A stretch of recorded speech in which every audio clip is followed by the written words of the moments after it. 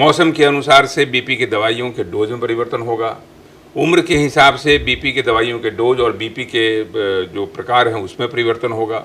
ये आपको जानना चाहिए, क्योंकि होता क्या है ना कि जैसे ठंड का समय आया और सबसे बड़ी बात है कि आप जिस बिहार स्टेट में रह रही हैं वहाँ सारे मौसम अपने पूरे स्वभाव पूरी जवानी पर आते हैं। जब ठंड आता है तो पूरी जवानी पे आता है, जिसमें आपको बिल्कुल कांपने को मजबूर कर देता है।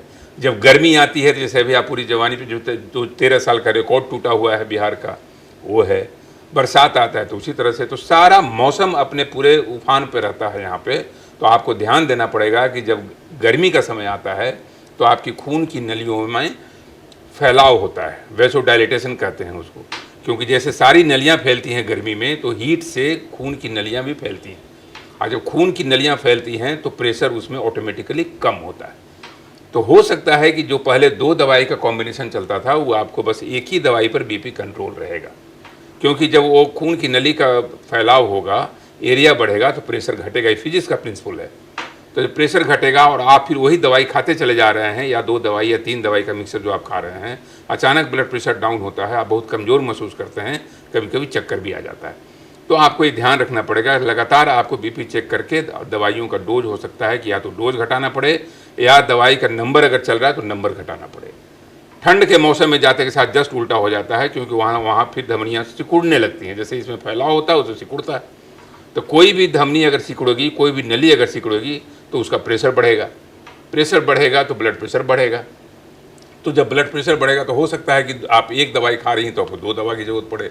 तो ठंड के मौसम में दवाइयों का परिमाण बढ़ना और गर्मी के मौसम में दवाइयों का परिमाण घटना, ये आपके सतर्कता लेवल पर दर्शाता है कि आप कितने सतर्क हैं, कि आप बराबर सजग हैं, कि बीपी बराबर अपना चेक करा रहे हैं।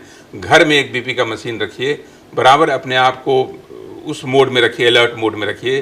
ज़्यादा हीट वेव जब आ रहा हो, ज़्यादा चेतावनी हीट वेव की दी गई हो, अपना ब्लड प्रेशर मशीन से बीपी दिखाते रहिए।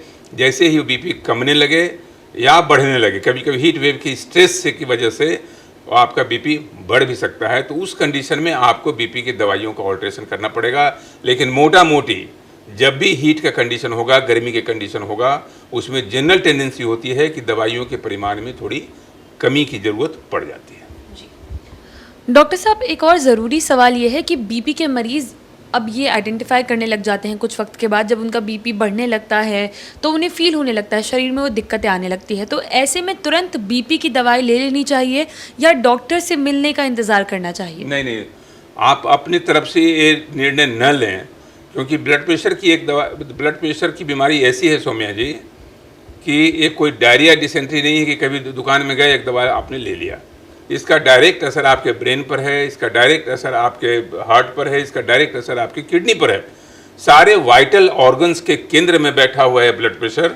अगर ये कंट्रोल नहीं हुआ तो ये दैत्य रहे राक्षस सारे अंगों को जर्जर और पूरा विकृति में बना देता है और आपको उस दलदल में ढकेल देगा। इसलिए ब्लड प्रेशर को हल्के में न लें। थोड़ा भी अगर संदेह हो, एक कुशल चिकित्सक से मिलकर बीपी की जांच करवा के या घर में खुद मशीन रख करके बीपी की जांच करते रहें। थोड़ा सा भी आपको उथल पुथल लगे, थोड़ा भी उछाल नीचे नजर आए, आप तुरंत एक चिकित्सक से मिलकर सलाह दें।